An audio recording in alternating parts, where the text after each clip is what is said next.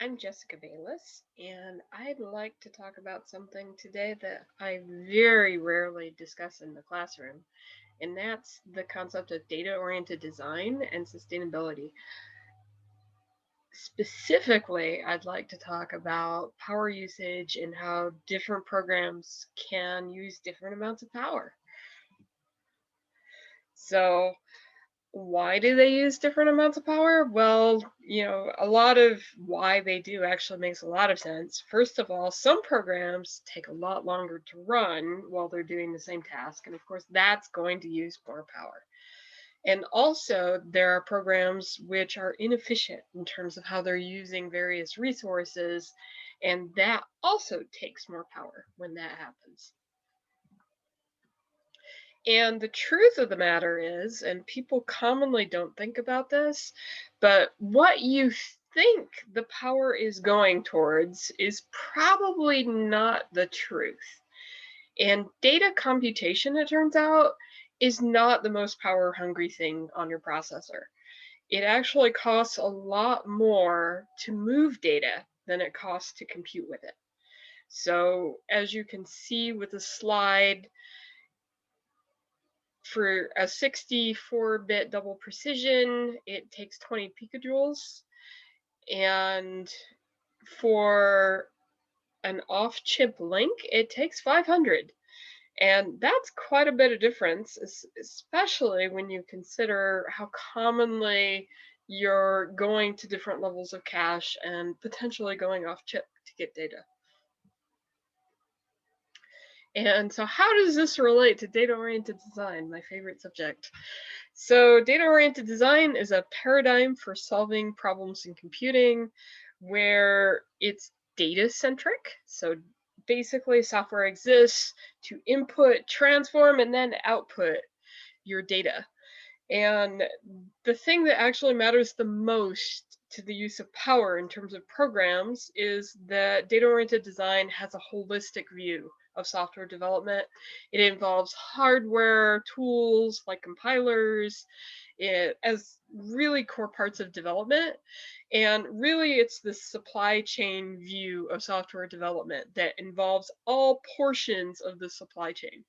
So just, as an example, basically, this shows wheat, it's getting produced and turned into, a variety of goods. It's eventually going to the customer.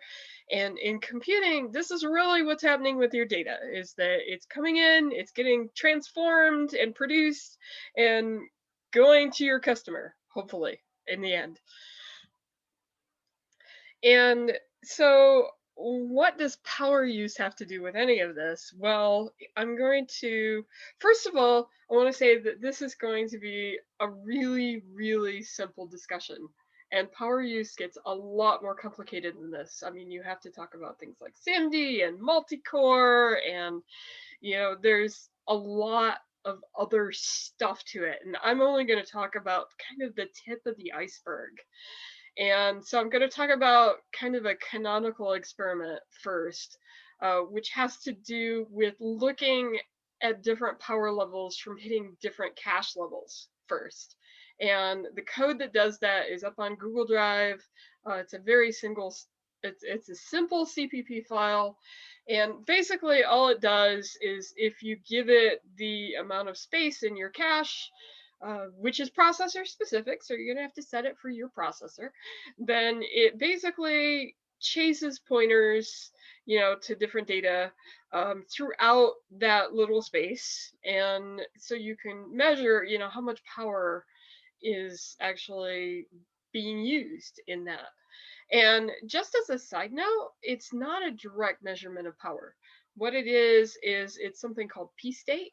Intel has a tool called SoC Watch, which can measure P states because, of course, your processor steps up in power and down in power. It's got different power states that it uses. And so it's kind of an indirect measure of overall power. We're not measuring, power off the chip in this particular example. We're not, as I say, this is like tip of the iceberg. It's the simple, simple stuff. So, at any rate, pointer chasing is the first experiment, and the second experiment, I say, well, but that's kind of a canonical what happens if you can stay within the cache sort of thing. But in real applications, you're never going to be able to stay within any cache, really, uh, especially if they do something reasonable. So there's a simple object-oriented design that was transformed to a data-oriented design project that's up on GitHub. It's got a very nice set of slides that explain exactly how it was transformed. And so we're going to use that in our second experiment to look at power use from the object-oriented design program and the data-oriented design program. So those are our experiments. And just a couple of notes about cache and power usage. So I said before, and I showed the little picture that said data movement takes more power and time than data computation does. And so it makes sense that for different levels of cache, the further it gets away from the core processor, it would take more time and power. And so the question is to ask, well, what's this relationship, right? And you can look at different cache levels. I love this picture because it's got all the cache in green. It's showing one specific Opteron core. As you can see, the data cache and the instruction cache is actually separated in L1 on the Opteron. And then when it goes to L2, L2 is of course bigger, but you'll notice it's further away from all those things outlined in red, which are the core processing units. And then normally for multi-core machines, they'll have what's called L3, which is generally shared between different cores on the same chip. And then you normally go off to main memory or RAM. So you go off chip at that point. And so let's start with L1. L1 pointer chasing. So it ran for about 0.6 seconds. By the way, all of these are going to be the same number of iterations. So the same amount of pointer chasing will be done in all of the different experiments with cache. So it ran for 0.6 seconds, which of course is the shortest time because it's staying in L1. And it would be the shortest overall power consumption, which is actually on the right, which is the 16,000. And then it has the highest average power rate, which is the 27,000, and it's measured in milliwatts instead of millijoules. And the reason that it's going to have the highest power consumption across this is because, of course, the processor keeps busy if you're always hitting cache, which makes a lot of sense, right? So if you add L2 into the equation, because you can't just stay in L2 because you can't skip L1, and so it's L1 plus L2. So you make the amount of pointer chasing go up so that it can cover L2 as well.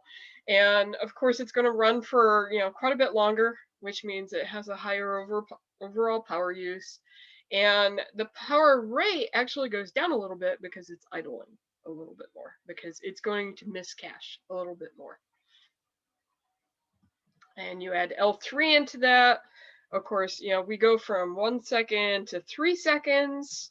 And so you can really start to see as you get further away from the main processor, it takes more and more time when you have a cache miss.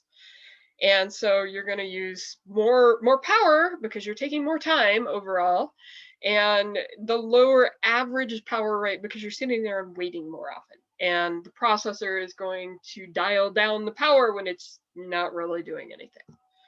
And so we've gone from 27,000 to 26,000 to 25,000. And when you add main memory into this, of course, you get even lower, 24,000 approximately. And you jump from having things take 3 seconds to 15 seconds, because of course now you're going off chip. So it's going to take a lot longer to do everything. And of course, your overall power usage is going to go up a lot because it's still using power even though it's not really doing anything, right? And so this should intuitively make sense and explains, why if you're as inefficient as possible in how you write your program, and your program takes the longest amount of time possible, like you're reading a byte at a time from a file, for instance, then you're going to take more power because it's just going for a lot longer, right? So the basics of what this tells us: programs that make a really good use of cache use less power, and they go faster. And this is not surprising news to anybody that knows anything about cache. I also make a little comment about SIMD. SIMD is actually a lot more complicated because it can physically slow the processor down. And so I'm not considering anything having to do with any SIMD in this talk. Again, tip of the iceberg, the simple stuff. Okay, and of course, going back to data-oriented design, which was my initial claim, is data-oriented design, power.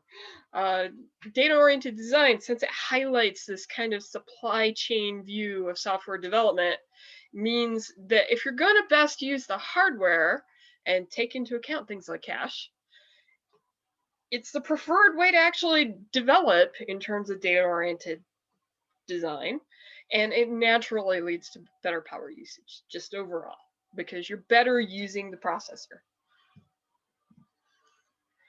And here's our second experiment. So this is an actual application, because the thing that you have to know about the cache usage is that there is no application in existence that is going to do exactly what that experiment did. Because, access patterns tend to vary a lot more. You can't always stay in cache, even if you try to do things perfectly. And so an actual application will measure kind of the real world, view of what this actually looks like, which could be different than our cache view. So this particular application, it's up on GitHub. There's a really nice talk going from the object-oriented design to the data-oriented design that goes with it, so I won't go over that. I will use some of the results in my talk just because I don't want to redo them. And it is a C++ program.